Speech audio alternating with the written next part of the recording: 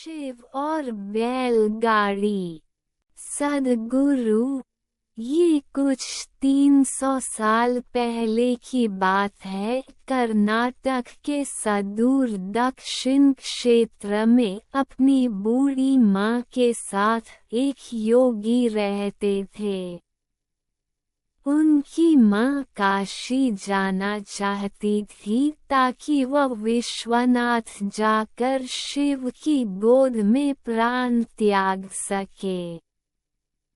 इसके अलावा उसने अपने जीवन में अपने बेटे से कभी कुछ नहीं मांगा था। उसने कहा, मुझे काशी ले चलो। मैं बूढ़ी हो रही हूँ। मैं वहीं जाके मरना चाहती हूँ। उद्धरण योगी ने अपनी बूढ़ी माँ के साथ दक्षिण कर्नाटक के जंगलों से होते हुए काशी के लिए एक लंबी यात्रा शुरू की।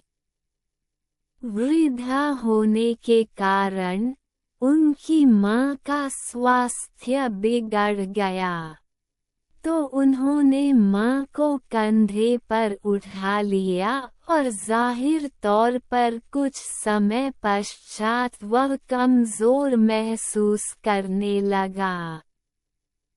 उसके पास शिव से याचना करने के बजाय और कोई चारा नहीं बचा।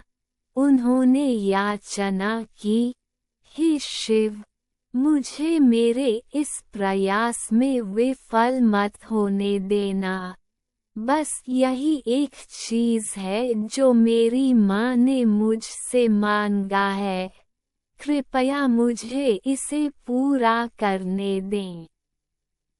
मैं इन्हें काशी ले जाना चाहता हूँ।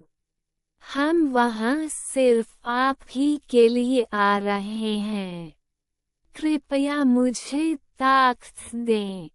तब जैसे ही उन्होंने चलना शुरू किया, तो पीछे से एक घंटी की आवाज सुनाई दी, जैसे कोई बैलगाड़ी आ रही हो।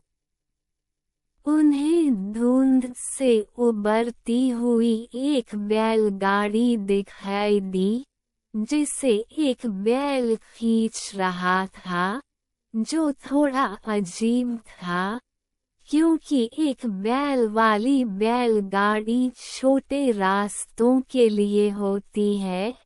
जब सफर लंबा और जंगली इलाके से होते हुए हो तो हमेशा दो बैल ही गाड़ी को खींचते हैं। पर जब आप थके हों तो ऐसी बारीकियों को किसे परवाह। गाड़ी नजदीक आई, पर वे चालक को नहीं देख पाए क्योंकि चालक लबादे में था और बाहर धुंध भी थी। मेरी माँ बीमार है, क्या हम आपकी खाली गाड़ी में यात्रा कर सकते हैं? उन्होंने कहा। अंदर बैठे व्यक्ति ने सिर हिला के हाँ कहा। वे दोनों गाड़ी में बैठ गए और बैलगाड़ी आगे चलने लगी। कुछ समय बाद योगी का ध्यान इस ओर गया कि जंगली रास्ता होने के बावजूद भी बैलगाड़ी बहुत आसानी से आगे बढ़ रही थी।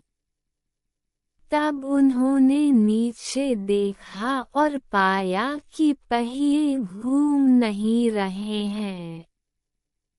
वे रुके हुए थे, पर गाड़ी आगे बढ़ रही थी। तब उन्होंने बैल की तरफ देखा और पाया कि बैल बैठा हुआ था पर बैलगाड़ी चल रही थी। तब उन्होंने चालक की ओर देखा और पाया कि वहाँ सिर्फ लबादा ही था। उसने अपनी माँ की ओर देखा। माँ ने कहा, अरे पागल, हम पहुँच गए। अब कहीं और जाने की जरूरत नहीं है, यही वो जगह है, अब मुझे जाने दो। इतना कह के माँ ने शरीर छोड़ दिया। बैलगाड़ी और चालक सब विलीन हो गए। योगी अपने गांव लौट आया। लोगों ने सोचा, यह इतनी जल्दी लौट आया है, ये अवश्य ही अपनी माँ को कहीं छोड़ के आया है, यह उसे काशी नहीं ले गया। उन्होंने उसे पूछा, तुम अपनी माँ को कहाँ छोड़ आए? उसने उत्तर दिया, हमें वहाँ जाना नहीं पड़ा, शिव खुद आए थे हमारे लिए। क्या बकवास है, उन्होंने कहा। योगी ने उत्तर दिया, मुझे फर्क नहीं पड़ता कि आप क्या सोचते हैं, वे आए थे हमारे लिए और यही सच है। मेरा जीवन ज्योतिर्मय हो गया है, यह मैं अपने अंतर में जानता हूँ। अगर आप नहीं मानते तो यह आप जाने। तब उन्होंने पूछा, ठीक है, हमें कुछ ऐसा दिखाओ कि हम माने कि तुमने सच में शिव को देखा है और वे सच में तुम्हारे लिए आए थे। योगी ने कहा, मैं नहीं जानता, मैंने उन्हें नहीं देखा।